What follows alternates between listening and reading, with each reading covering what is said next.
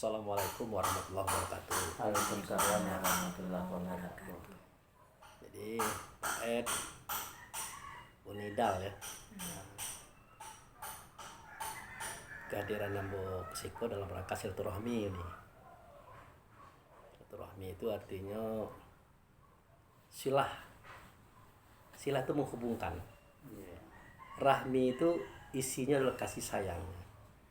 Jadi menghubungkan rasa berdasarkan kasih sayang. Jadi kalau lah kasih sayang itu tidak ada yang buruk-buruk tuh Pak, yang elok-elok saja. Iya. Jadi dianjurkan oleh Rasulullah itu, hubungkanlah kasih sayang. Untuk apa? Untuk memanjangkan umur. Apakah benar panjang umur dengan kasih sayang? Benar. Karena orang yang gembira itu, orang yang gembira itu,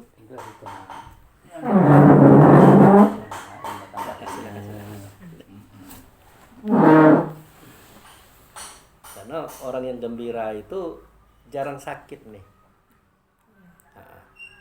Jarang sakit. Bukannya tidak punya penyakit Pak. Beda itu jarang sakit dengan tidak punya penyakit, beda. Tapi orang yang menghubungi silaturahmi, yang menghubungkan rasa kasih sayang kepada saudaranya, itu dia penuh dengan kegembiraan. Ya namanya dia bercerita dalam kasih sayang, kegembiraan. Di kandung gembira itulah yang sakit tadi tidak terasa sakit, yang sepi tadi tidak terasa sepi. Bahkan ada yang menjadi pemikiran bisa dibongkar, bisa dibuka. Karena tidak segala orang memahami arti kehidupan. Misal kan, seketika kita dapat yang enak-enak Pak. Iya. Tes PNS lulus, berusaha dapat rumah bagus, tuh anak sudah punya calon pasangan, menikah dapat cucu dan seterusnya. Itu tahu orang tuh Pak kalau itu dari Tuhan Pak. Iya. Buktinya diundangnya gitu kan. Datang ke rumah Amboyo. Ngapo? Doa masuk rumah baru. Tahu dia. Iya. Datang ke rumah Amboyo, akikah cucung. Datang ke rumah Amboyo, doa anak Ambo lulus PNS. Lah kalau sudah begitu kan jelas acara itu kan doa. Iya. Doa syukuran namanya. Tapi seketika kita dapat musibah, kita tidak tahu lagi, tidak sadar lagi kalau itu datang dari Tuhan juga. Jadi apapun alasannya. Jadi Pak Ed, terapi yang mau sampaikan kepada masyarakat itu 75% ceramah. Iya. Kenapa? Ceramah itulah yang membongkar pemikiran, Iya. yang membongkar perasaan, sehingga terbit apa yang jadi pemikiran dari itu. Nah timbullah tanya jawab.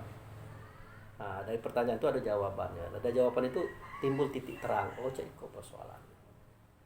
Nah, jadi itu kebanyakan kita mengerti kalau yang elok-elok dapet itu, yang enak-enak itu dari Tuhan. Tapi seketika misal kan seperti pengalaman Uni ya. Ya maaf nih ya, mungkin Pak Ed sudah cerita sebagian tentang Uni kan. Itulah dasar kenapa Ambo hadir sore ini. Katanya Uni udah kena dioperasi gitu kan. Ya, sama dengan Ambo juga. Ambo dulu langsing Pak. Kalau Pak masih sempat ketemu Ambo 7 tahun, dia sebelum 2017 lah pernah kita ketemu. Sering lah. Sering ya? Anak Ambo Anggi situ mengaji. Itu sering Pak. Nah, itulah. Nah, dulu Ambo kan langsing kan pakai nama kita ini. Langsing itu pakaian seragam. Kalau putih dia putih bawah, biru dia biru di bawah. Tapi setelah dioperasi dari atas ke bawah, karena usus pecah. Usus pecah itu bukan sekedar pecah sedikit, pecahnya adalah berserak kotoran itu di dalam jantung, paru, limfu. Itu tidak hidup lagi itu. Ini. Dalam ilmu kedokteran tidak hidup lagi itu Pak. 3 tahun yang lalu kata Dr. Yanuar ini orang ini meninggal. Nah jadi setelah dicek dengan gambar ternyata mestinya Ambo dioperasi jam 8 malam, dikejarkan secepat mungkin. Itu jam 5. karena sudah darurat. Setelah dibedah dari siku dipotong sampai ke bawah, Pak, dikeluarkan usus itu. Wah, lah berserakan, Pak. Padahal satu rimah nasi itu aja kena jantung, kena limpo, mau ngomong membusuk, Pak, limpo. Iko bukan satu rimah, lah bertambung. Wah, perut pecah. Dikeluarkan, disemprotlah dengan cairan khusus. Sampailah diteliti dan tidak ada lagi satu rimah pun. Barulah dibersihkan, dipotong yang itu tadi ditautkan. Sudah itu Ambo dilarikan ke ICU, dikhawatirkan nanti wafat ini bapak ini, karena sudah begitu banyak persoalannya. Nah untungnya di ICU itu adalah ada antara bangun dan tidur, Pak. Bukan antara tidur dan mati, antara bangun dan tidur. Di situ kan banyak orang tergeletak. Nah kerja Ambo di situ adalah mencari aura orang, Pak. Manusia ini kan tubuh, isi tubuh kan roh. Kemampuan roh itu untuk hidup itu hitungannya persentase, Pak. Cak kita ini 100%. Jadi cahaya roh itu tuh masih putih, Pak. Tapi kalau sudah mulai menjurus kepada kematian, kemampuan fisik untuk mempertahankan roh itu mulai menurun. Makanya warna roh itu tidak putih lagi. Ada yang mulai kuning, merah, abu-abu, nah hitam, mati itu, Pak. Jadi kerjamu itu nih itu. Kok sebentar mati itu. Oh, ini dia waktu awal Iya. dia pun di Itu dalam kerjamu di dalam itu tuh ICU tuh. hidayah, Melihat itu. dia dikasih hidayah Iya. ada di Tuhan. Mati ya kan matinya, Pak. Itu kuning. Kalau kuning tuh kamu tengok lu tengah malam kelak, apalah warnanya. Mulai merah. Sudah fajar abu-abu, sebentar lagi hitam nih, ini matinya pagi nih. Mati. Nah, itu terus seperti itu ada satu hari itu yang boleh mati itu 4 orang. Yang sebelahmu sebentar lagi mati juga, tapi siang. Jadi kamu nengok-nengok itu aja. Jadi ditunjukkanlah oleh Allah pengetahuan itu di dalam ICU itu. Oh, waktu dia. Ya, makanya ya mau lah menampun kepada Allah dan Rasul dah. Kepatan Nimar tahu, Pak, yang Iya. simpang Iya, yang meninggal. kan meninggal. Itu mau dipanggil oleh keluarganya untuk melihat situasi kondisinya. Nah ternyata auranya sudah menunjukkan ke situ. Lah abu-abu, sebentar lagi hitam ini. Nah keadaannya matanya tidak bergerak lagi, tenang baik. Hidunglah turun, suara nafas sudah. Mau katakan jangan ditinggalkan lagi. Karena secara fisik sudah menunjukkan masuk itu. Nah, itu secara aura juga warna abu-abu. Ambo perkirakan waktu itu setengah jam atau 1 jam lagi nih meninggal. Ternyata meninggalnya besok. Nah, disitulah Ambo mengartikan lama sekali dia sakaratul maut. Kenapa lama sekali? Kalau berdasarkan kata-kata keluarganya masih banyak yang ingin dia temui. Anaknya, menantunya, si anak. Masih jadi pemikirannya waktu itu. Nah, jadi istilah Tuhan tadi, barang jika ajal sudah sampai, tidak bisa dimaju, tidak bisa dimundur, walaupun sedetik pun, itu dalam catatan itu, Pak. Iya. Tapi secara praktek tidak. Allah itu Maha Pengasih, Maha Penyayang. Jadi ketika prakteknya itu sudah jadi, tidak langsung mati, tidak saya itu, Pak. Dia masih bisa meminta. Kalau tunggu sebentar, mau nunggu anakmu. Itu karena makanya terjadi orang-orang tuh nggak datang, Siano baru meninggal. Siano masih di Bukit Utara, datangnya baru meninggal. Nah Allah itu tidak punya kepentingan dengan kematian orang, Pak.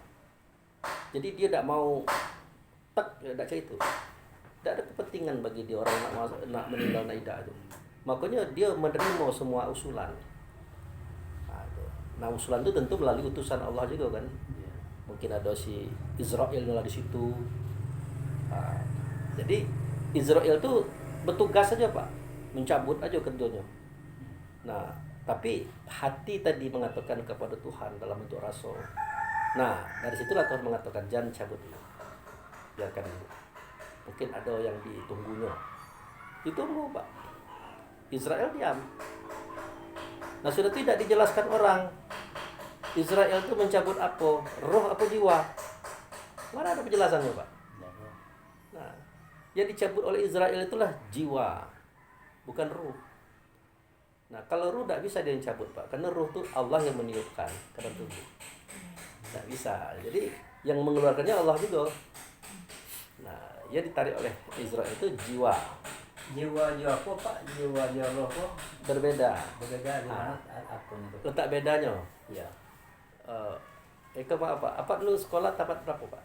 Udah di SD lah dulu. SD. Berarti apa dulu sempat belajar ini apa? Teori sel dulu sempat. Awak? Nah, jadi kok dalam ilmu teori sel itu ada namanya sel laki-laki, ada sel perempuan. Nah, sel laki-laki itu Pak, maaf Pak, itu air yang kita pancarkan itu. Kalau sel perempuan itu telur, yang dia kalau kita masih gadis, kan tidak mungkin dibuahi kan, nah, dia akan membusuk pecah jadi men. Nah, jadi yang kita bicarakan adalah masalah jiwa tadi. Seketika Allah berkata, "Falyadzuril insanu mimma khuliqa mimma indafik yahruju min baini subi wa tariq." Dalam manusia itu memikirkan dari apa nya temu gue. Nah, sesungguhnya nya mau gue dari air sulbi laki-laki.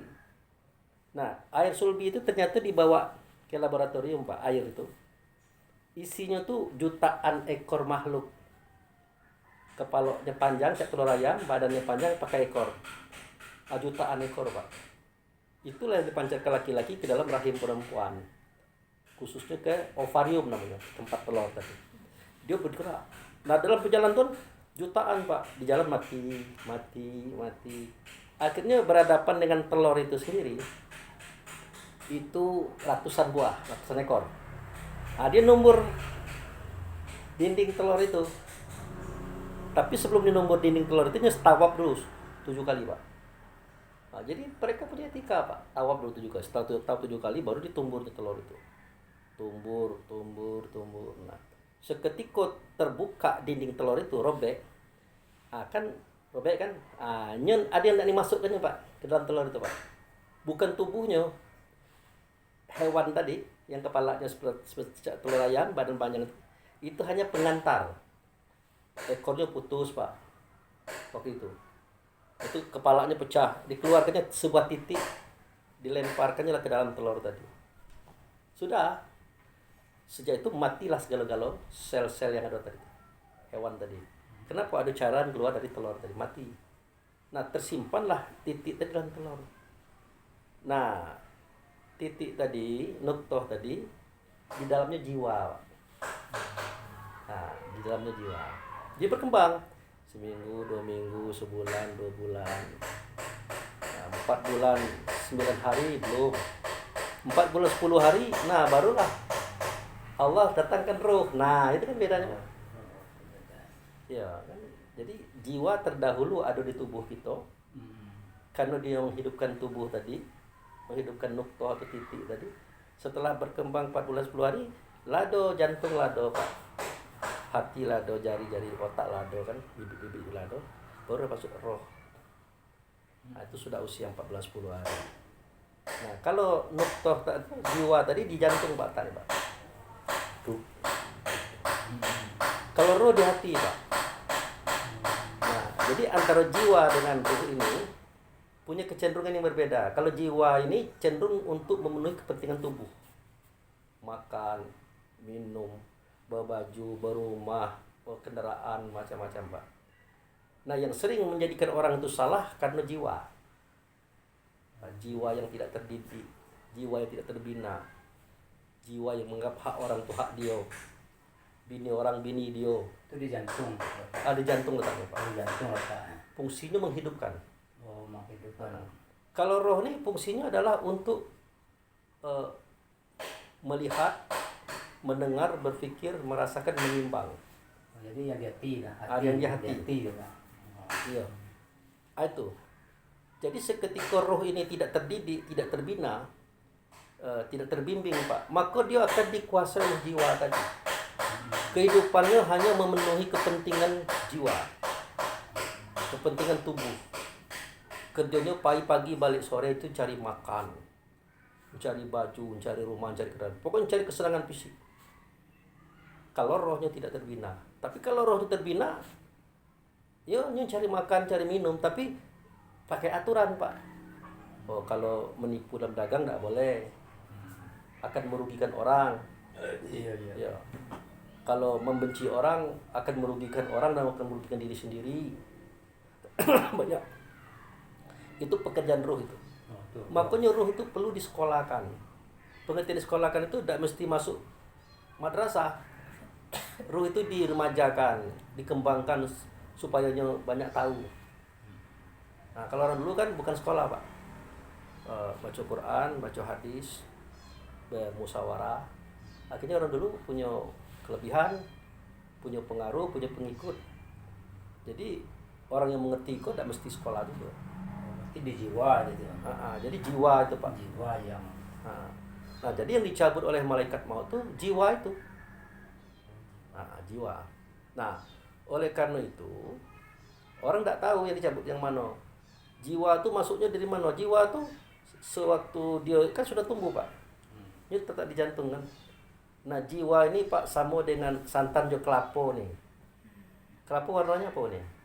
Putih. Nah, putih itu santannya itu. Kalau Indo meremas kelapa itu, cak manapun teriknya tetap putih kan. Kalau malaikat maut hitam, Pak. Ngapa hitam? Habis santan itu. Acak itulah jiwa itu yang ditarik oleh malaikat maut. Jiwa itu dia berupa sinar juga, ada di kuku, di kulit, di daging, di urat, di tulang, di sumsum, di darah. pokoknya mampu segala Menyalar, Pak. Nah, sewaktu dicabut itu sakitnya bukan main, Pak. Sakitnya bukan main, segalanya terasa dari ujung kaki sampai ujung rambut. Nah, kenapa sakitnya terasa? Karena rohnya ada di dalam tubuh, Pak. Ada roh di dalam tubuh. Nah, oleh Allah ini dibuktikan kepada orang-orang yang sudah operasi. Ini kan pernah operasi ya? Sudah berapa kali ini operasi? Sekali? Sering operasi payudara ya? Dan operasi apa lagi? Sebelum itu melahirkan tuh. Sesar ya? Ya, sesar. Nah, sewaktu ini dirobek dirobek perut, di itu kan tidak terasa dah nih? Tidak terasa. Tahu-tahu lah selesai aja kan. Nah, pertanyaannya kenapa tidak terasa? Kalau orang gini ngomong karena dibius. Ya kan? Nah, bius itu adalah sebuah usaha melalui bahan kimia, Pak, yang menjadikan lumpuhnya semua sel-sel fisik untuk beraksi, untuk melakukan kegiatannya. Akhirnya dimulai dari tidur. Masuk ketika kakak tidur, pingsan. Masuk ketika kakak pingsan, tidak sadarkan diri.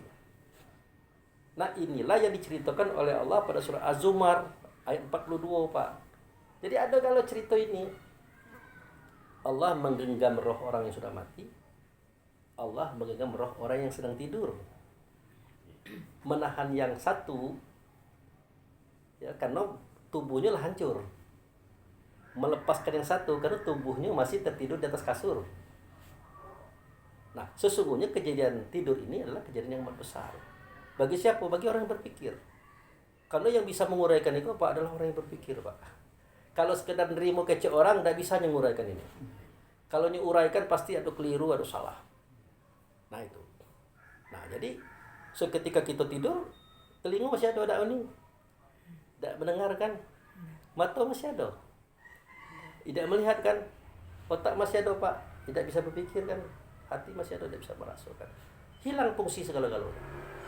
Bahkan kalau kita sudah berkeluarga kan ngerti gitu tuh. Kadang sedang tidur itu kan tidak ada rasa malu gitu. Kesingkok kain, nggak tahu gitu, Pak. Karena kesadaran itu, rasa itu, roh itu pada saat itu tidak di tubuh. Keluar dia. Kemana? Kembali kepada pangkuan Tuhan. Jadi roh orang mati, roh orang hidup ada dalam pangkuan Tuhan atau dalam genggaman Tuhan. Jadi antara roh orang mati, roh orang hidup itu bisa bertemu, Pak. Makanya kita mimpi. Mimpi bertemu si A, Iya, si iya. B, si C. Itu benar. Jadi Karena roh yang tadi yang keluar dari tubuh tadi. tubuh tadi. Karena disatukan dengan roh orang yang sudah mati, makanya ketemu. Terang mimpinya, Pak. Jelas kita ngomong-ngomong dan itu seterusnya. Nah, itu membuktikan kata Tuhan kan. Nah, setelah roh dimasukkan lagi ke dalam tubuh, itu waktu itu kita bangun. Mulai mendengar lagi, mulai melihat lagi, berpikir lagi, merasa lagi. Nah, jadi malaikat maut tadi mencabut jiwa. Makanya sakit. Karena roh ada di sini. Nah, kata Nabi Idris, sakitnya roh itu dicabut sama dengan kambing dikelupai hidup.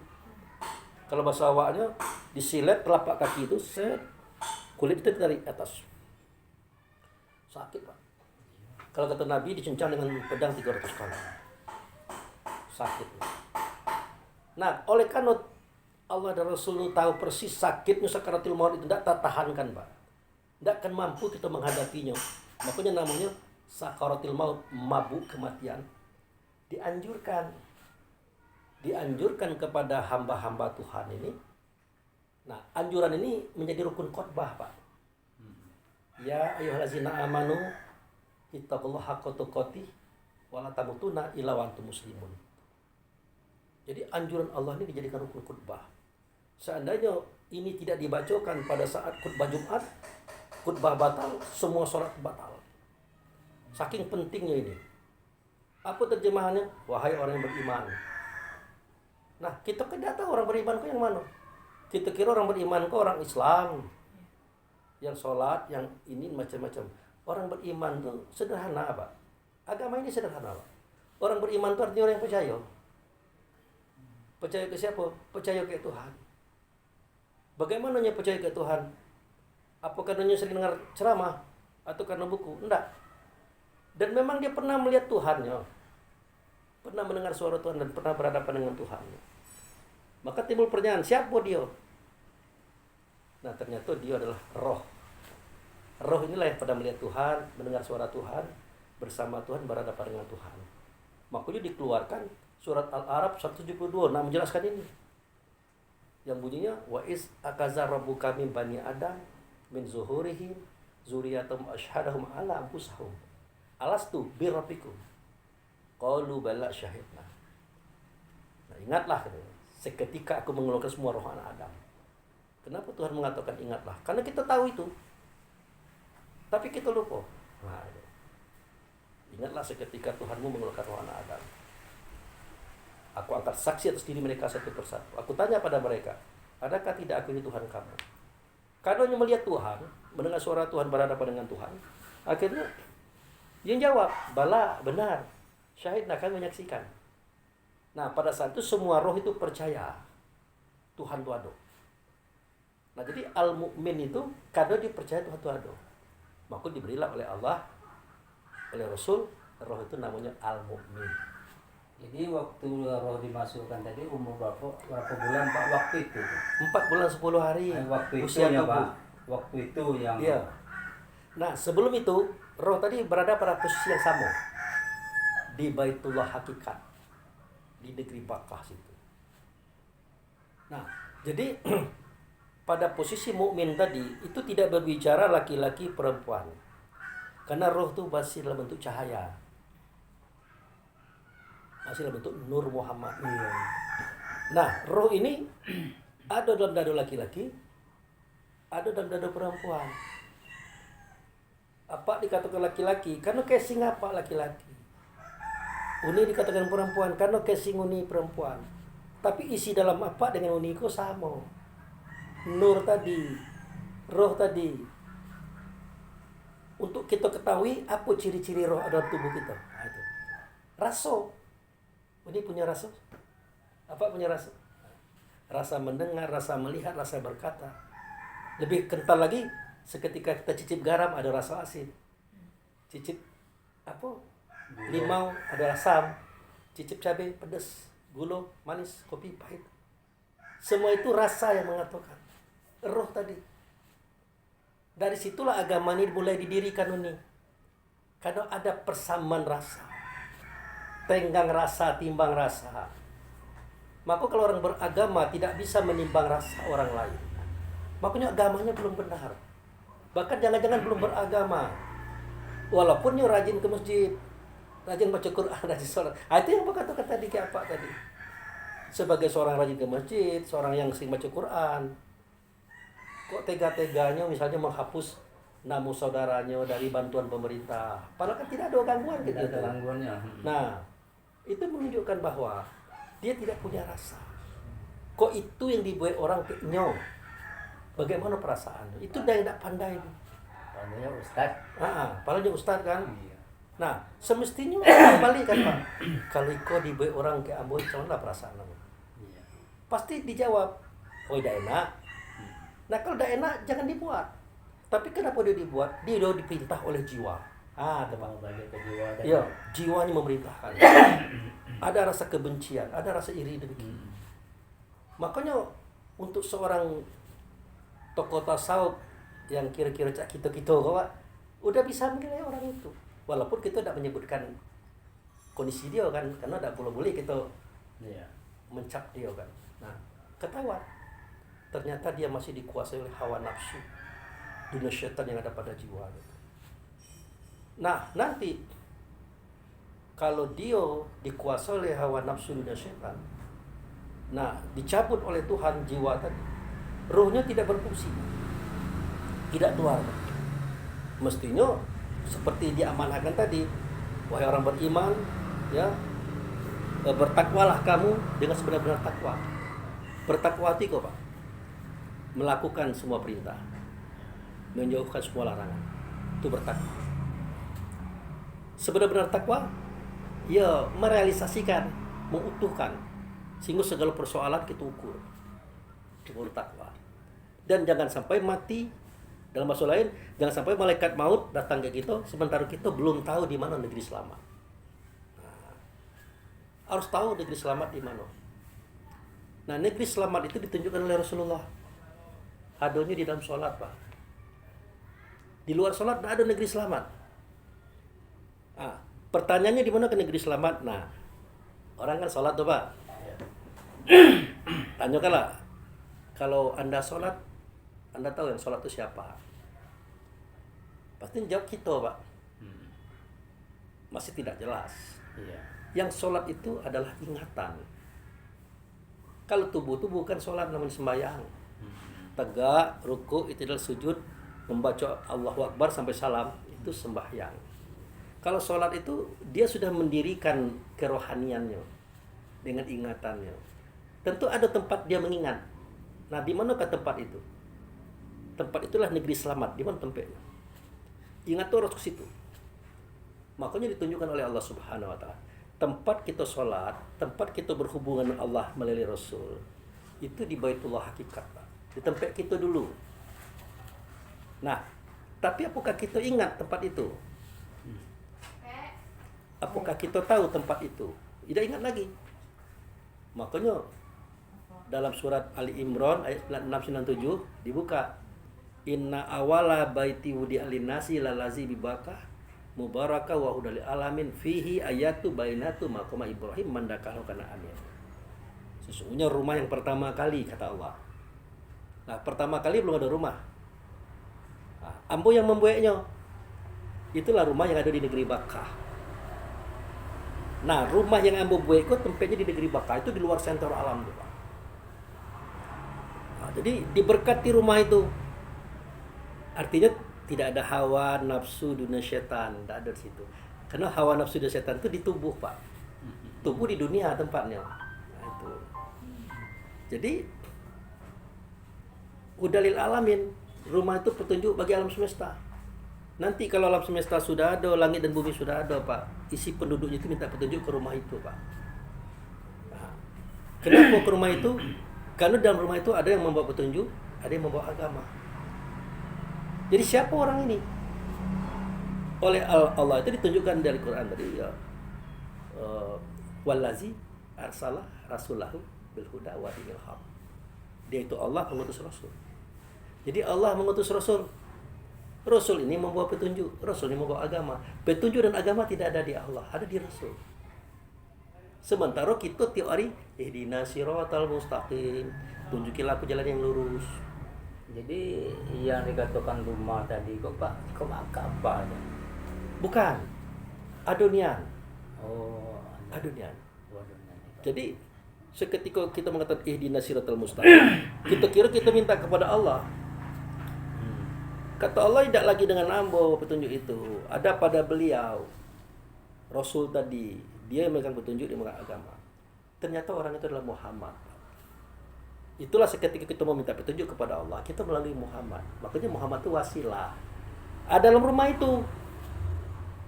Nah, di dalam rumah itu fihi ayat, fihi ayatu. Di dalam rumah itu terdapat ayat. Orang tidak tahu ayat-ayat apa. Karena dikatakan ayat surat yang tertulis pada Quran. Waktu itu Quran belum ada cerita itu. Nabi ngomong itu. Ternyata ayat itu adalah roh kita, Pak. Jadi dikatakan oleh Rasulullah, zalikal kitabu. Sedemikian itu kitab. Ditanya oleh sahabat, apa itu kitab? Al-Kitabul Quran. Kitab itu adalah Quran. Nanya lagi sahabat, apa itu Quran? Karena zaman itu kan kitab belum ada. Apalagi bacaan. Dan Nabi tidak bisa baca, tidak bisa nulis, tidak mungkin. Maka ditanya oleh sahabat, ya Rasulullah, mahual kitab? Quran, mahual Quran. Nah, baru disebutkan. Bahwa ayatu bainatu fi sudur. Allazina utul ilmi wa ma yajhadu bi ayatina ilal zalimun. Kitab itu Quran. Quran itu ayat dalam dada kamu. Ayat itu adalah roh, Pak. Roh, Pak. Roh itulah kitab, roh itulah Quran, roh itulah ayat. Itu yang diajar oleh Nabi Muhammad. Itu yang dididik oleh Nabi Muhammad. Karena roh inilah nanti yang akan mengendalikan diri kita. Itu. Nah, jadi roh ini ada dalam rumah itu, Pak. Jadi, iya. Nah, seketika sholat, roh tadi menggunakan ingatannya pergi ke rumah itu. Tapi karena kita lupa, Pak. Makanya agama ini dimudahkan oleh Allah. Negeri Bakkah dijadikannya Mekah. Nah, itu cerita itu, Pak. Baitullah dijadikannya Ka'bah. Nah, oleh Allah, oleh Rasul, tidak usah ke Baitullah ini, tidak teringin lagi. Hadir ajalah di Masjidil Haram. Hadapkanlah wajah kepada Ka'bah. Makanya keluar kalimat falyabudu rabb hadzal bait. Kau sembah Tuhan di rumah ini. Ditunjuknya Ka'bah, Pak. Jadi ingatan kita itulah di depan Ka'bah. Posisinya. Nah, di depan Ka'bah tadi ada makom Ibrahim. Makom itu tempat tegak. Tempat tegak Ibrahim dulu. Ditandui oleh Tuhan. Jadi kalau kamu ingin sholat, ingin berhubungan dengan Allah dan Rasul, ingatanmu itu harus di situ. Mengambil sebagai makom Ibrahim. Nah, di situ boleh, situ boleh, situ boleh. Situ. Itulah sholat. Tak boleh kemana-mana lagi. Mulai pada Allah Akbar sampai salam, itulah sholat. Nah, ini nanti harus bisa belajar itu. Kalau sudah sampai di situ, apa yang terjadi, Pak? Roh kita tadi, dalam bentuk ingatan, disitulah Allah mengurus roh kita. Roh kita ini, Pak, kalau dia keluar dari batang tubuh, makanya kata Nabi, uhruju anil ajsamikum fata'tunani. Keluarlah kamu dari batang tubuh kamu, maka kamu akan bertemu dengan aku. Keluarkan roh ini, Pak, dari batang tubuh ini. Bawa ingatannya ke tempat tadi, ke Ka'bah tadi. Jadi ingatan tadi itu Dalam sholat. Nah, pasti kamu bertemu dengan aku. Aku tidak berbentuk, tidak berupa, tidak bersuara, tidak berkata. Tapi ada rasa yang kamu rasakan kalau kamu bertemu dengan aku. Di situ. Disitulah roh itu diurus oleh Tuhan. Apa janjinya? Falyabudu rabb hadzal bait. Kau sembah Tuhan di rumah ini. Allazi at'amahum min ju' wa amanahum min khauf. Nah, jadi kau sembah Tuhan di rumah ini. Kalau kamu datang ke sini, nah, kalau kamu takut, diamankannya. Nah, itu nih. Dihilangkannya rasa takut. Kalau kamu lapar, dikenyangkannya. Nah, pengertian takut dan lapar di sini bukan badan, Pak. Takut tuh roh. Perasaan. Maaf ini ada rasa takut sekarang. Apa yang ditakutkan? Ada. Ada takut kan itu sabuk aja lah Nah, kecil. apa yang ditakutkan, apa yang dikhawatirkan. Itu kalau Uni sholat seperti tadi, itu dicabut ya Pak. Allazi at'amahum min ju' wa amanahum min khauf. Yang menjadikan kamu kenyang seketika kamu lapar dan kamu takut menjadi aman. Jadi roh tadi yang merasa takut. Iya, iya Pak. Kita berani juga karena roh, kita takut juga karena roh. Karena roh itu yang merasa. Maka roh itu diajak ke situ. Nah, dicabut rasa takut kita. Bagaimana Allah mencabut rasa takut kita?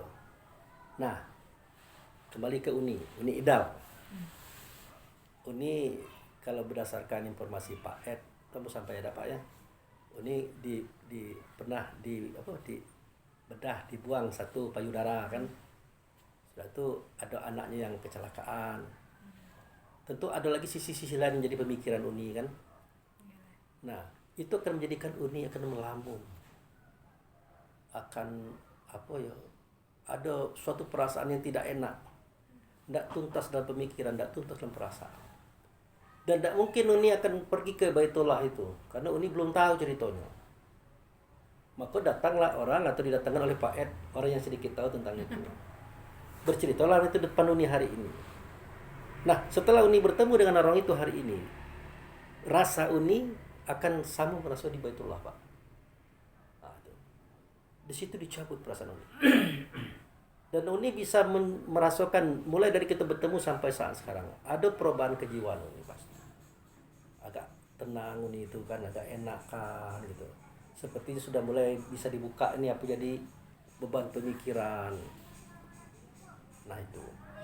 Kenapa? Karena orang dari Baitullah atau kita datang ke Baitullah, Tuhan itu memberikan itulah Pak, mencabut rasa takut kita. Makanya dalam hidup ini Pak, kita tidak perlu takut tidak makan. Tidak perlu takut ini takut itu, tidak perlu itu. Itu bukan urusan kita Pak. Urusan kita adalah mengusahakan. Mengusahakan bagaimana kita dapat makan, bagaimana kita dapat rumah. Hanya itu saja. Kalau dapat, alhamdulillah. Kalau belum dapat, bersabar. Karena Allah juga tidak mau dipaksa. Dia akan memberikan sesuatu sesuai dengan waktunya. Contohnya buah mangga. Mangga kan berbuah tuh nih. Ya, apakah satu berbuah langsung masak? Enggak.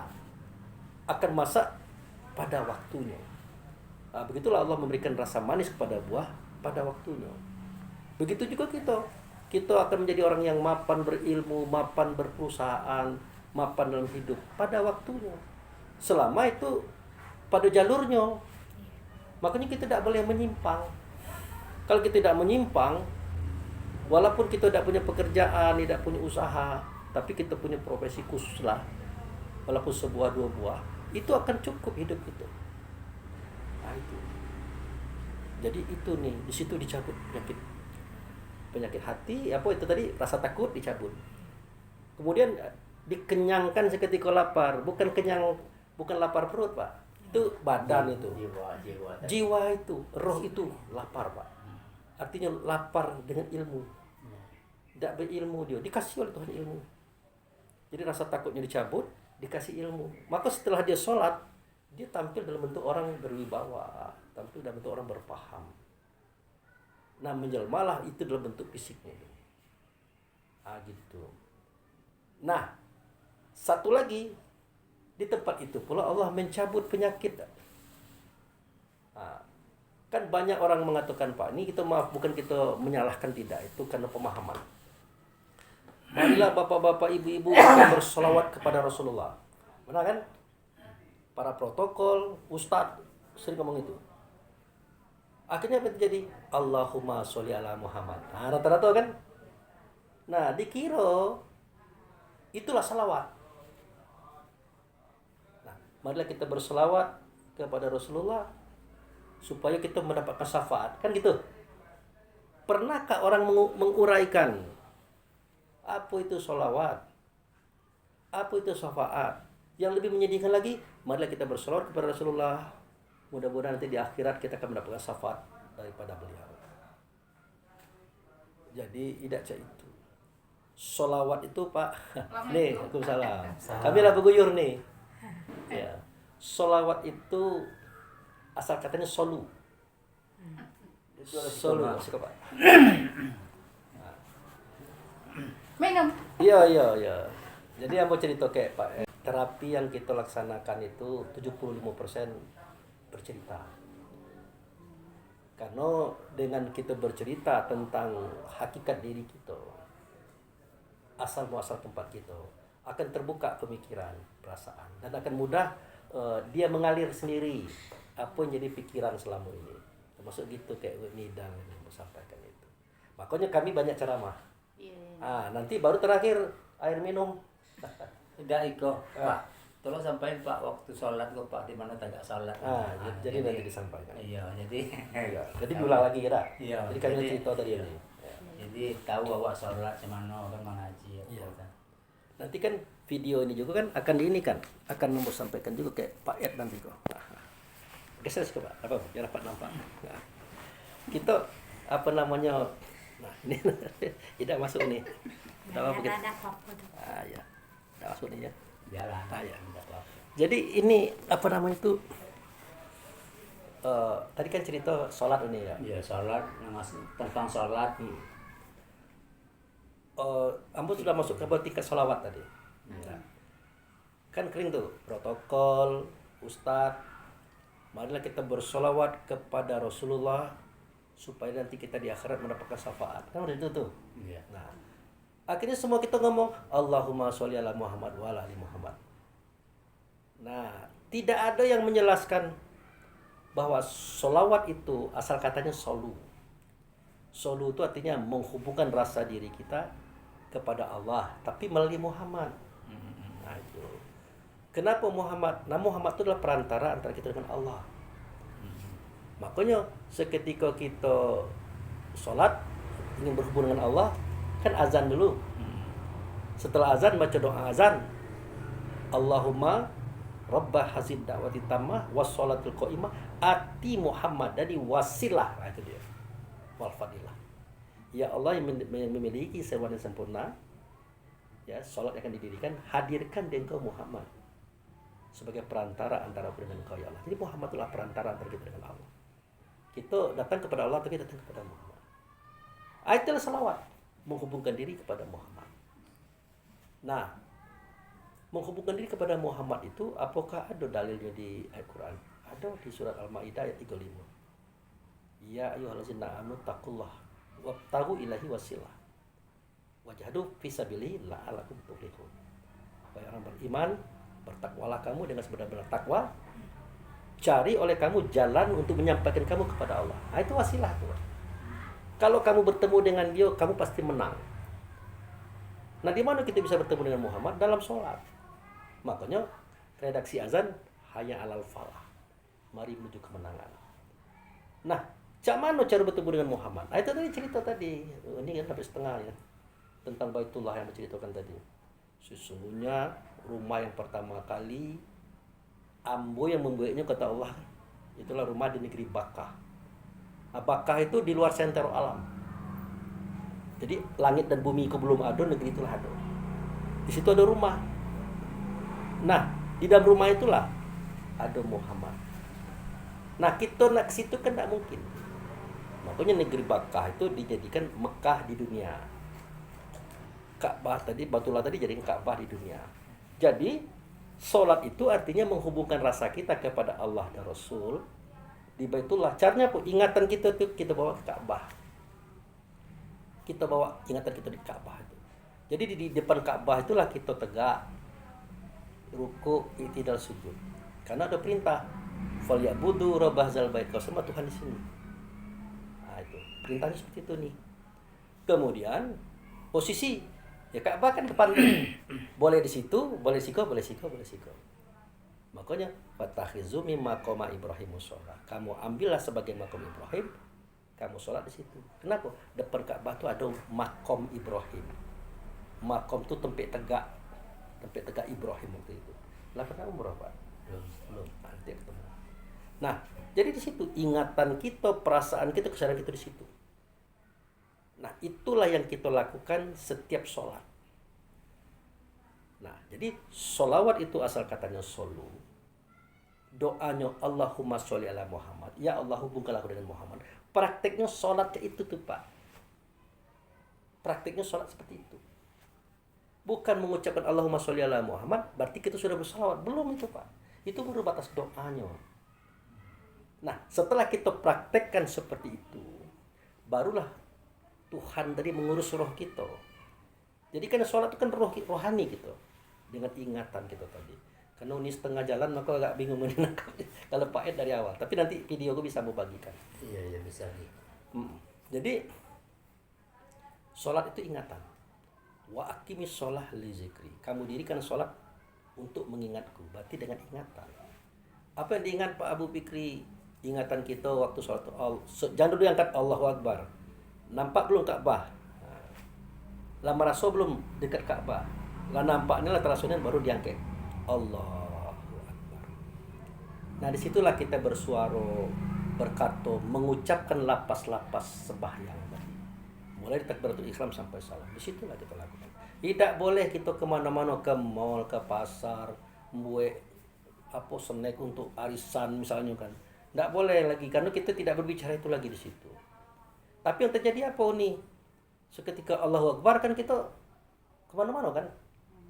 Nah itu kita tujuan kepada Allah melalui Muhammad di tempat itu secara syariat. Tetapi kita sendiri sudah keluar.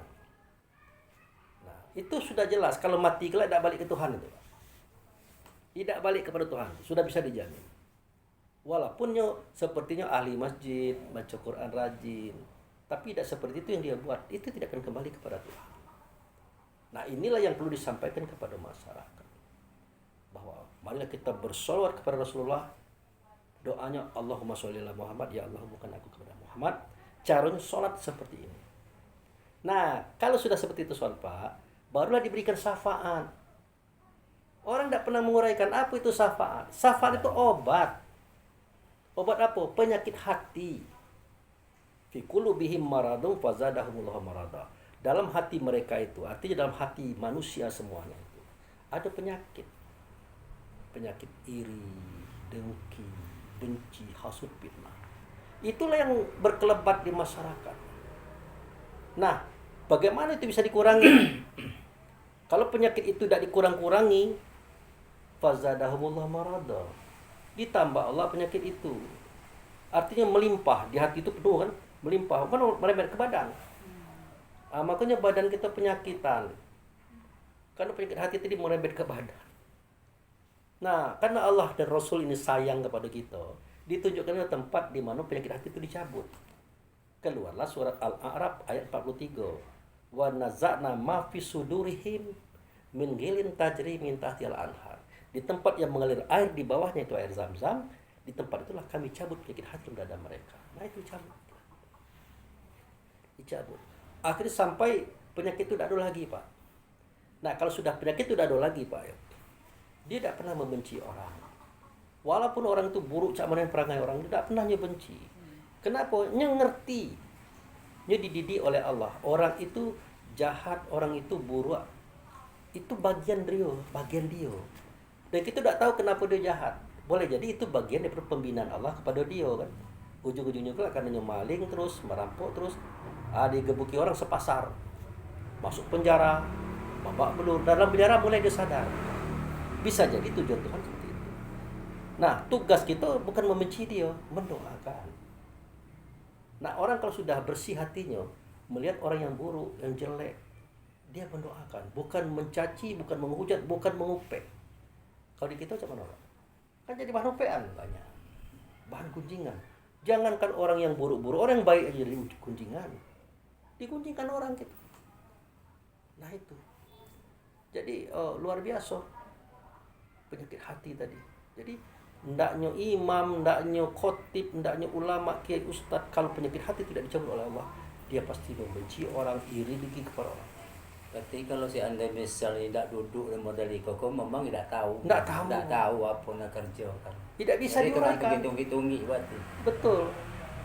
Makanya surat Al-Anfal 35. Wa makana sholatan indal bait muttaka wa tasdiyah fazuku azaba bima kuntum takfurun. Salat mereka yang tidak di rumah ini atau di sisi rumah ini Ya sama kayak besiul-siul baik. Bertepuk tangan.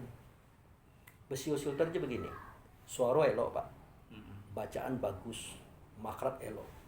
Banyak orang menangis ketika kita jadi imam. Bertepuk tangan juga, Pak. Tapi nya udah di rumah yang tadi. Tidak di situ. Orang nangis dengar suaranya karena perasaan kan. Sementara dia membacakan itu, menyebutkan itu tidak di Baitullah. Tidak di tempat yang diperintahkan. Kata Allah sama dengan bersiul-siul dan bertepuk-tepuk tangan saja. Ujung-ujungnya apa? Fazuku azaba. Rasakan oleh kalian azab. Sholat sudah, sembahyang sudah, tapi tidak di situ, Pak ya. Kena azab. Azab apa? Azab penyakit hati. Nah, itu tadi, Pak. Tidak dicabut penyakit hatinya. Bahaya, Pak. Membenci orang itu bahaya. Iri dengki ke orang itu bahaya. Tidak bisa tidur itu, Pak. Tidak bisa makan gitu. Akhirnya merembet ke kepala, ke dado, ke tulang, macam. Itulah asal penyakit. Jadi untuk mengobat orang sakit itu hanya diingatkan saja, kurangi penyakit hati. Kurangi membenci orang, kurangi iri dengki, kurangi menghasut dan memfitnah, kurangi. Kalau itu dikurangi pelan-pelan nanti penyakitnya kurang, Pak.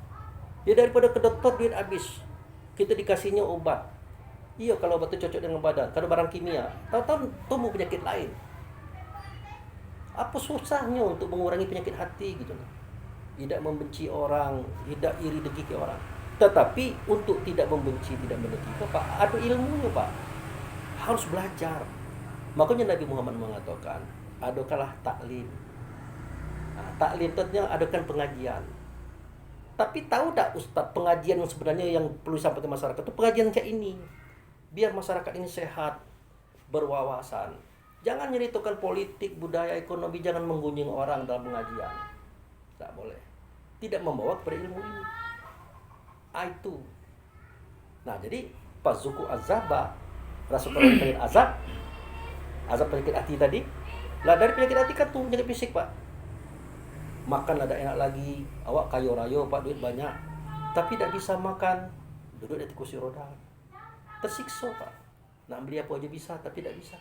Boleh makan tapi sayur jangan pakai garam dulu. Nasi lambia macam kan tersiksa, Pak. Orang kurang pedulikan kita lagi keluar kan. Anak kita, bini kita, suami kita lah sibuk dengan urusan. Kita kan tinggal sendiri di rumah dengan pembantu, kan tersiksa. Terazab kita. Kenapa? Oleh karena penyakit. Maka fazuku azab, rasakan oleh kamu azab. Bima kuntum takfurun. Nah, itu dia, Pak. Karena kamu kafir.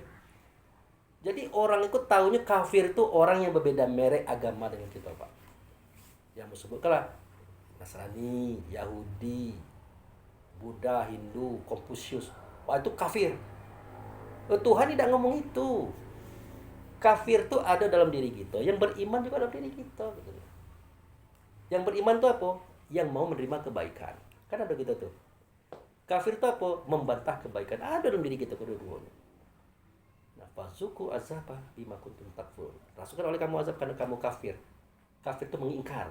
Disuruh sholat seperti ini, kamu tidak mau seperti ini. Oleh karena itu rasakanlah azab karena kamu kafir. Kata Nabi, bainal kufar wal mu'min tarku sholat.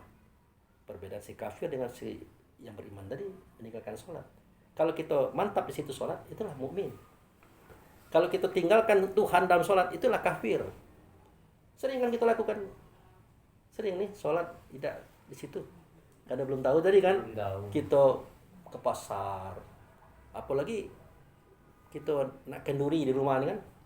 Apalah bekon nak di Bali dah. Dalam sholat kita bahas itu. Oh ya, daging sekian kilo, ikan sekian kilo. Dalam sholat kita membicarakan itu. Berarti kita tinggalkan Tuhan. Padahal kita tak datang kepada Tuhan, kan jelas. Hayya 'alal sholat, kata Allah. Hayya 'alal falah, kata Allah, melalui muazin kan. Tapi apa yang terjadi? Kita datangi Allah, sampai bertemu dengan Allah, kita pergi kemana-mana. Kita tinggalkan. Itulah kekafiran yang nyata. Ngapa dikatakan kekafiran nyata, Pak? Itu kita alami gitu, nah, nyata.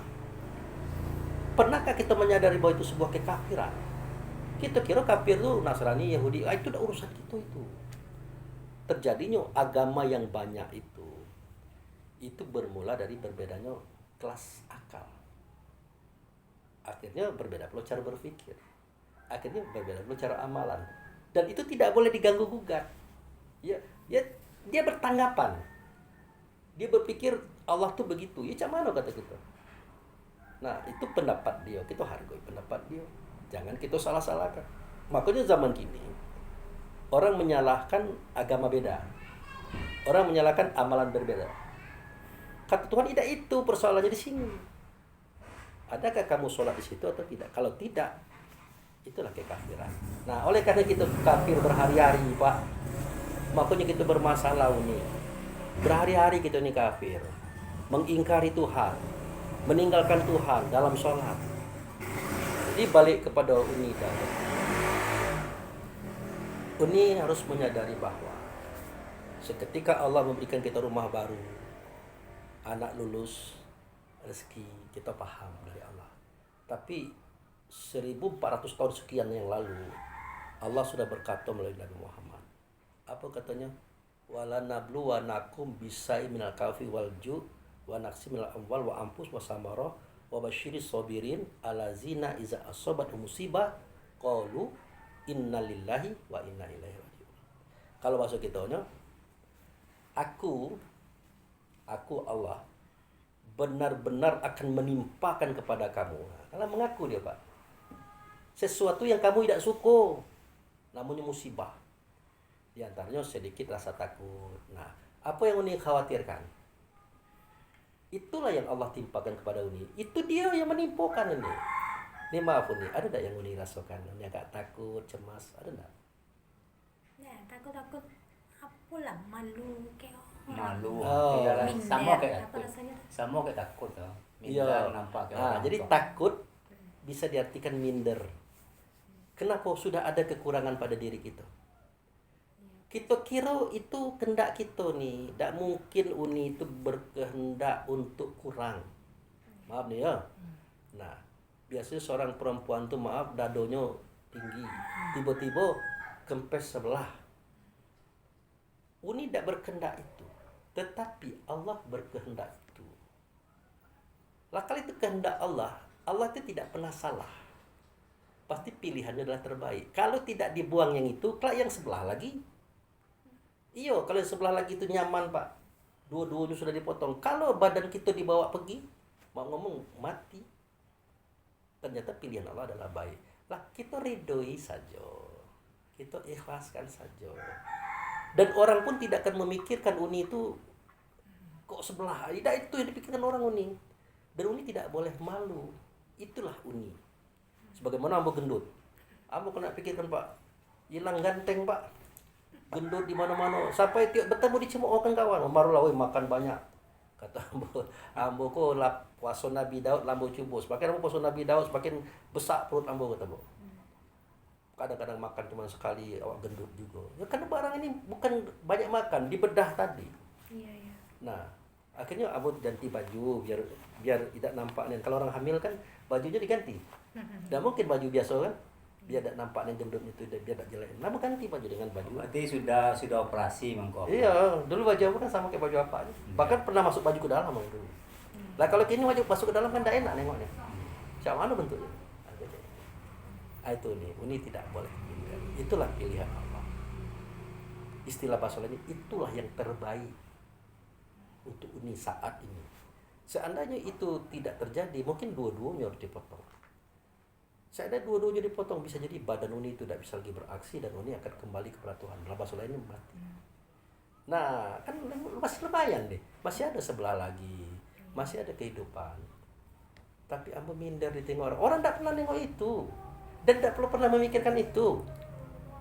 Tapi kenapa tiba-tiba kita selalu memikirkan itu? Ya karena ada belis juga. Belis, Pak.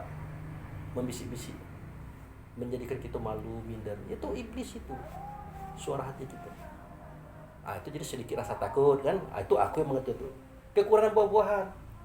Pernah Pak punya buah-buahan. Buah-buahan tuh sorenya mantap, besok hilang. Orang maling kan. Buah mangga nak dibagikan besok ke kawan-kawan. Tahu pagi-pagi hilang. Itu Allah yang mengurangi. Tapi melalui tukang maling. Itu kekurangan harta benda. Baru ngedit motor, bawa ke pasar. Hilang. Itu Allah yang melakukan melalui maling. Bahkan kematian yang terjadi pada anak kita, suami kita, istri kita. ditabrak, dibunuh atau apa, itu Allah yang melakukan melalui orang. Makanya katakanlah kepada mereka orang yang sabar. Dia orang sabar itu berilmu nih. Dia mengerti persoalan ini.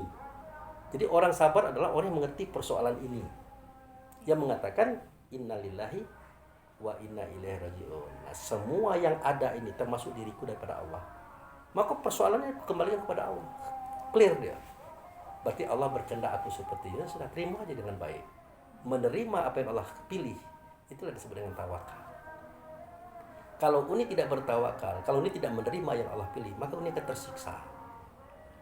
Itulah jadinya maka Uni minder, tidak mau keluar. Pikiran ini orang nak nengok Uni itulah, gitu kan. Pikiran Uni orang membicarakan itu. Tidak, orang tidak lagi memilih itu. Ambo terus terang kalau ada diceritakan tidak tahu. Mau Uni minder tuh karena udah dioperasi tadi. Banyak lah po. Usaha awak kau lah ada. Jatuh juga. Jatuh. Hmm. Itu tadi. Termasuk mengurangi harta benda itu aku, kata Allah. Bahkan kita condong miskin, itu aku. Tapi balik-balik nih ya. Terjadinya itu sebenarnya karena salah kita juga. Tentu Uni lebih tahu apa kesalahan Uni kan. Nah, tapi Tuhan memaafkan. Nah, kembalikan kepada Allah segala-galanya. Nah, mudah-mudahan nanti Uni akan tenang, tidak akan melamun. Kenapa? Tidak akan berubah keadaan itu dengan pemikiran kita melamun. Jadi kembalilah Uni ke masyarakat. Apa biasa Uni? Karena katakanlah ekonomi kita tidak seperti dulu lagi. Apa yang bisa kita buat? Buatlah. Mudah-mudahan Allah meridhoi. Kini suami masih ada suami. Ada. Usahanya apa sekarang? Memotong sapi, menjual sapi. Menjaga, jadi penjaga lah. Ya, Memotong. jual, kembali jual. Kadang menjual aku. Tapi ini mungkin lah ada iko dari. Tidak lancar lagi. Lancar lah. Keadaan Kalau gini. umur. Tidak, keadaan gini kan ngadu lah kan. Iya. Ada umurnya juga. Kan dapat kecelakaan dulu anak kok, kecelakaan. Ya aku petang kok. Iya. Dia gak goyang juga ya. Nah, itu juga nih. Iya. Gak goyang. Jadi itulah apa bahasa ratu kadang-kadang. Iya.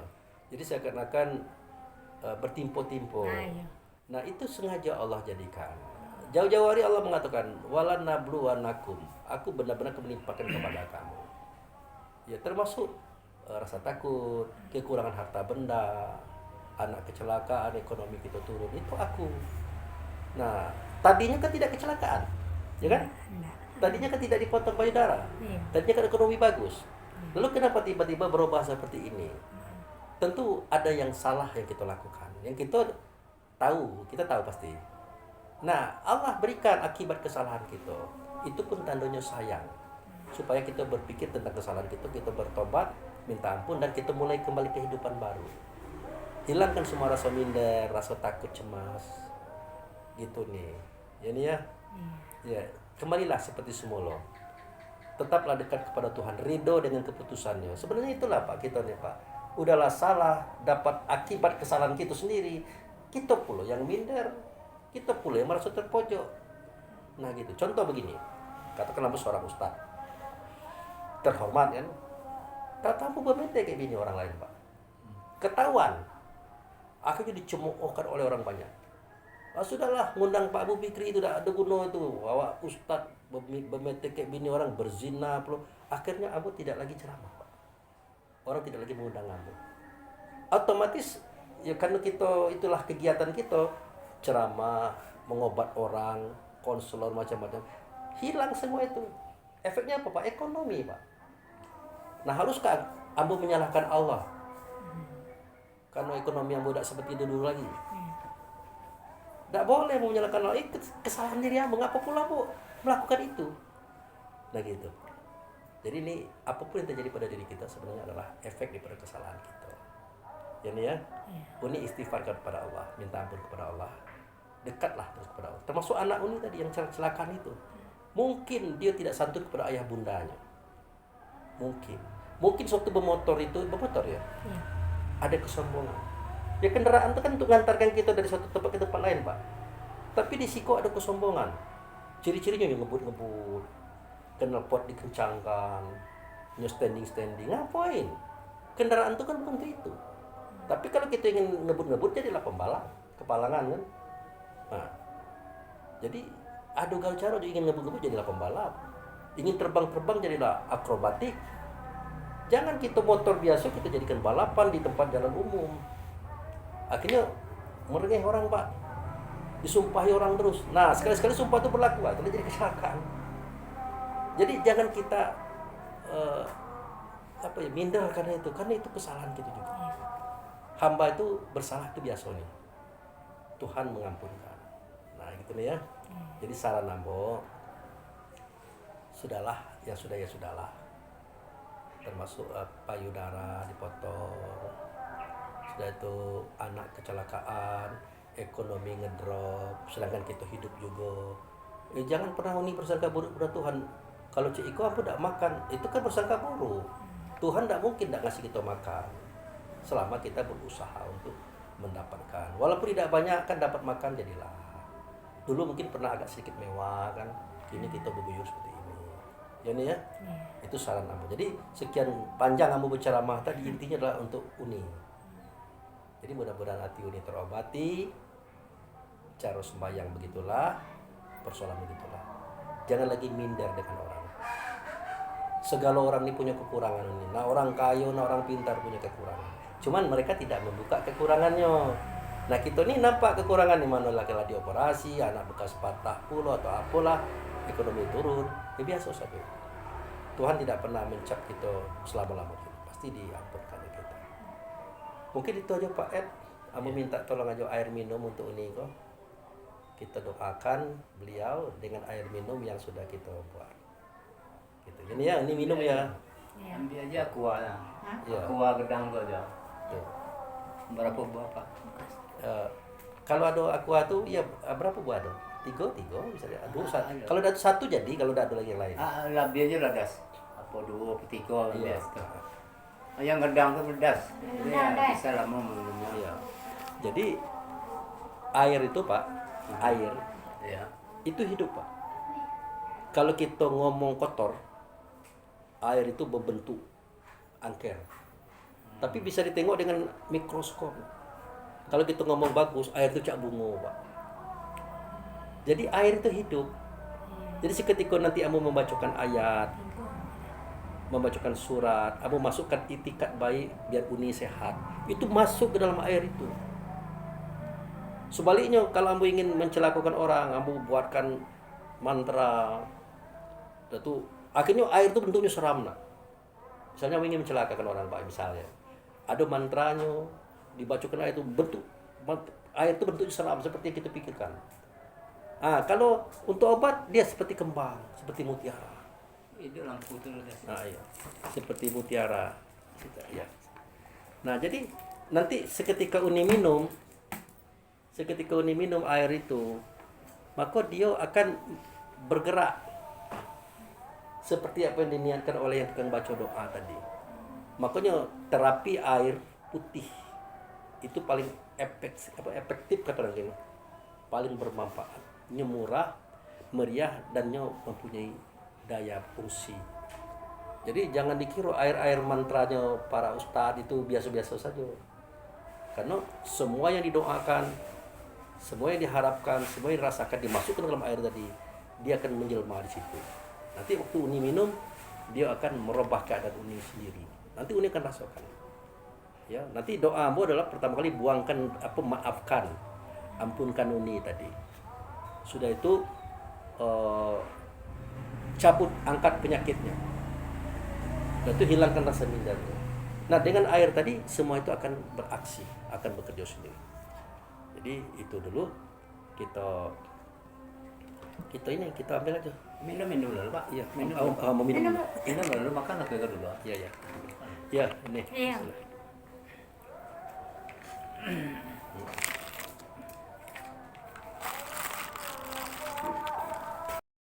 Jadi saudara-saudaraku kaum muslimin dan muslimat dimanapun Anda dan berada, ini adalah terapi air putih. Ya, sebenarnya bukan air putih, air bening ya. Kalau air putih itu susu. Jadi ini tutupnya sudah mulai dibuka oleh Pak Ed. Jadi kembali seperti yang saya katakan tadi bahwa air itu hidup. Jadi seketika kita bacakan ayat Quran, kita bacakan doa-doa yang baik, maka air itu akan seperti bunga kembang mutiara. Kita masukkan iktikat dan hakikat keinginan kita kepada yang bersangkutan uni tadi, maka dia akan mempunyai kekuatan yang sama. Sebaliknya kalau kita berkata kotor, berkata jorok, kita masukkan niat yang buruk, maka air itu bergambarkan angker.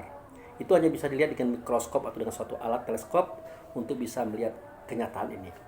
Jadi kita buka bacaannya, mantranya, tidak ditutup-tutupi. Tuh. Nanti Uni kasih tahu nama Uni ya. Siapa nama Uni? Nama panjangnya. Nama panjang. Sebut Nur Maidal Nur Maidal binti binti Zainul Ayah. Zainul Abid. Zainul Zainul Abid. Abid. Abid. Tidak boleh dikit. Ya boleh, boleh. Buat dikit dulu. Buat jadi tidak bayar. Iya. Zainul Habib. Ya. Jadi saudara-saudaraku, kita mulai untuk membuat air yang kita isi dengan doa, iktikad dan harapan kesembuhan Ibu Nur Maidal binti Zainul Habib. Jadi ini sengaja saya zahirkan supaya saudara-saudara kita dimanapun Anda berada di Indonesia atau di luar negeri bisa mempraktikkan ini. Ingat, iktikad hakikat tujuan kita dengan air ini adalah memasukkan kekuatan Allah, kekuasaan Allah agar bisa berfungsi kepada Ibu Nur Maidal yang beliau banyak masalah pemikiran, masalah perasaan seperti yang beliau katakan tadi, ya dioperasi payudaranya, kecelakaan anaknya, ngedrop ekonominya, kemudian jadi pemikiran daripada dia dan kemudian dia merasa sedih. Nah, itu sebuah keadaan yang didatangkan oleh jin iblis yang membisik-bisik. Nah, kita mintakan kepada Allah melalui air ini, semua perasaan itu diangkat. Kalau ada penyakitnya, disembuhkan. Lebih dari itu, kita serahkan kepada Allah, inti dan tujuannya. Baik, ini saya baca terang dan jelas supaya kita bisa mengikutinya. Semoga bermanfaat. Kita mulai. Na'udzubillahi minasyaitonirrajim. Bismillahirrahmanirrahim.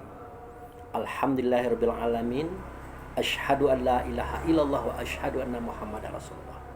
Allahumma sholli ala Muhammad. Allahumma sholli ala Muhammad. Allahumma sholli ala Muhammad wa ala ali Muhammad. Ila hadratin Nabi Mustafa Muhammad sallallahu alaihi wasallam wa ala alihi min azwajihi wa zuriyati wa ashabi wa ahlal baiti kiramil Fatihah. A'udzubillahi minasyaitonir rajim. Bismillahirrahmanirrahim. Alhamdulillahirabbil alamin. Ar-Rahmanir Rahim. Maliki yaumiddin. Iyyaka na'budu wa iyyaka nasta'in. Ihdinas siratal mustaqim. Siratal ladzina an'amta 'alaihim ghairil maghdubi 'alaihim waladdallin. Amin. Sumailal muslimin wal muslimat, mu'minin wal mu'minat, al ahya'u minhum wal amwat, walahum kiramil Fatihah. A'udzubillahi minasyaitonir rajim. Bismillahirrahmanirrahim. Alhamdulillahirabbil alamin. Ar-Rahmanir Rahim. Maliki yaumiddin. Iyyaka na'budu wa iyyaka nasta'in. Ihdinas siratal mustaqim. Siratal ladzina an'amta 'alaihim ghairil maghdubi 'alaihim waladdallin. Amin. Suma ila Nur Maidal binti Zainal Habib wal hakiramil Fatihah. A'udzubillahi minasyaitonir rajim. Bismillahirrahmanirrahim. Alhamdulillahirabbil alamin. Ar-Rahmanir Rahim. Maliki yaumiddin. Iyyaka na'budu wa iyyaka nasta'in. Ihdinas siratal mustaqim. Siratal ladzina an'amta 'alaihim ghairil maghdubi 'alaihim waladdallin. Amin. Amin ya Allah. Amin ya Rahman. Amin ya Rahim. Amin ya Karim. Ya Allah, ya Rasulullah, ya sallallahu alaihi wasallam. Allahumma ya Allah, pada hari ini secara syariat aku hadir di tempat ini ya Allah. Namun secara hakikat aku hadir di hadiratnya Engkau ya Allah, di Baitullah hakikat, di mana Engkau jadikan syarat itu di Masjidil Haram, di depan Ka'bah, mengambil sebagai makam Ibrahim untuk berhadapan dengan Allah Rasulnya di tempat itu. Ya Allah, ya Rasulullah, ya sallallahu alaihi wasallam. Assalamu alayka ya Rasulullah. Assalamu alayka ya Rasulullah.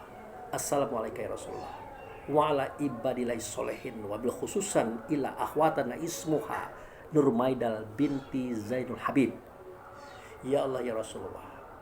Di sini aku mengadukan keadaan daripada hambamu, saudara kami bernama Nur Maidal binti Zainul Habib.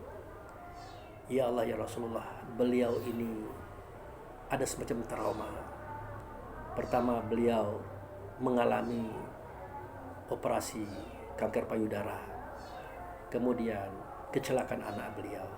Kemudian turunnya nilai ekonomi. Merosot, katakanlah seperti itu. Ini menjadi persoalan pemikiran beliau ya Allah Rasulullah. Menjadi persoalan dalam batin beliau ya Allah ya Rasulullah. Mohon diangkat, mohon diselesaikan, mohon dinetralkan kembali ya Allah ya Rasulullah. Mohon diberikan rezeki yang banyak kepada beliau, mohon diberikan karunia yang banyak kepada beliau, sehingga terhormati perasaan beliau. Sesungguhnya Maha Pengasih, Engkau Maha Penyayang. Untuk itu ya Allah ya Rasulullah, aku sampaikan kalimah yang berbunyi, A'udzubillahi minasyaitonirrajim. Bismillahirrahmanirrahim. Li ila fi quraisyin ila fi rihlata sitai wasaib falyabudu rabb hadzal bait allazi at'amahum min ju' wa amanahum min khauf. Bismillahirrahmanirrahim. Inna ataina khal kausar fasholli li rabbika wanhar inna sanaka huwal abtar. Bismillahirrahmanirrahim. Iza jaa nasrullahi wal fath wa ra'aitan nasa yadkhuluna fi dinillahi afwaja fasabbih bihamdi rabbika wastaghfir innahu kana tawwaba. Bismillahirrahmanirrahim. Qul huwallahu ahad, Allahus samad, lam yalid wa lam yulad wa lam yakul lahu kufuwan ahad. Bismillahirrahmanirrahim. Qul huwallahu ahad, Allahus samad, lam yalid wa lam yulad wa lam yakul lahu kufuwan ahad. Bismillahirrahmanirrahim. Qul huwallahu ahad, Allahus samad, lam yalid wa lam yulad wa lam yakul lahu kufuwan ahad. La ilaha illallah wallahu akbar walillahil ilham. Bismillahirrahmanirrahim. Qul a'udzu birabbil falaq min syarri ma khalaq wa min syarri ghasiqin idza waqab wa min syarri nafasati fil 'uqad wa min syarri hasidin idza hasad. La ilaha illallah wallahu akbar walillahil ilham. Bismillahirrahmanirrahim. Qul a'udzu birabbin nas malikin nas ilahin nas min syarril waswasil khannas allazi waswisu fi sudurin nas minal jinnati wan nas. La ilaha illallah wallahu akbar walillahil ilham. Wa ilahukum illahu wahid la ilaha illallah rahmanur rahim. Allahu la ilaha illahu al hayyul qayyum la ta'khuzuhu sinatun wa la naum lahu ma fis samawati wa ma fil ardh man zal ladzi yasma'u innahu illa bi izni ya'lamu baina aydihim wa ma khalfahum wa la yuhituna bi syai'in min ilmihi illa bima syaa wasi'a kursiyyus samawati wal ardh wa la ya'uduhu hifdzuhuma wa huwal 'aliyyul 'azim. Ya Allah ya Rasulullah faiza maridna fa innaka yasfin isfina ya Allah isfina ya Allah isfina ya Allah wa bil khususun il akhwatana ismuha Nur Maidal binti Zainul Habib. Bismillah bismillah bismillah tawakkaltu ala Allah. Bismillah Allahu akbar Allah.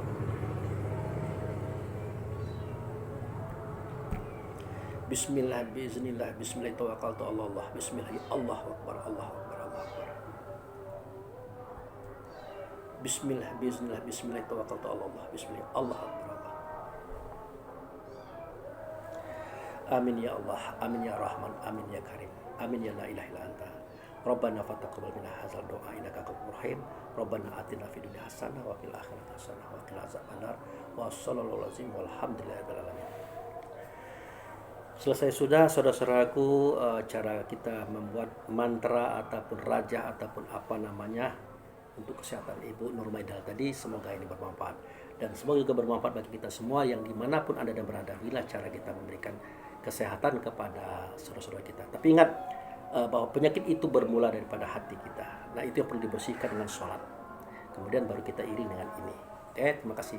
Mungkin itu aja Pak Ed acara kita. Ya, ini ya. Tolong diamalkan ya. Nanti diminum ini. Nah, meminumnya membaca Al-Fatihah dulu. Sholat Nabi, maka doakan kesehatan pada diri kita. Sholat Nabi berapa kali? Sekali aja. Ya, misalnya baca Al-Fatihah kan, auzubillahi minasyaitonirrajim. Bismillahirrahmanirrahim. Terus kan, amin. Lalu Allahumma sholli ala sayyidina Muhammad boleh, Allahumma sholli ala Muhammad boleh. Lalu ya Allah sembuhkan penyakitku. Apa yang kita rasakan, hilangkan rasa gundahku, hilangkan rasa keresahanku. Sebutkan galanya. Baru minum. Bismillahirrahmanirrahim. Mudah-mudahan kekuatan Allah dan Rasul yang kita tanamkan dalam air ini mempunyai aksi dalam tubuh kita. Ingat, ana inzoni abdibi, inzona khairu fa khairu, inzona syarra fa syarru. Aku hanya mengikuti persangkaan hambaku. Kalau dia bersangka baik kepada aku, kuberikan baik. Bersangka buruk kepada aku, kuberikan buruk. Bahasa lainnya, kalau dia yakin apa yang dia buat itu menyehatkan dirinya, aku berikan itu. Tapi kalau dia tidak yakin, maka tidak akan kuberikan itu. Jadi dikembalikan kepada diri kita. Maka ciptakanlah keyakinan kita akan sembuh dengan apa yang kita buat. Ya nih ya. Bisa ya. Itu aja Pak. Demikian, terima kasih. Kita tutup acara ini. Wabillahi taufiq wal hidayah. Assalamualaikum warahmatullahi wabarakatuh.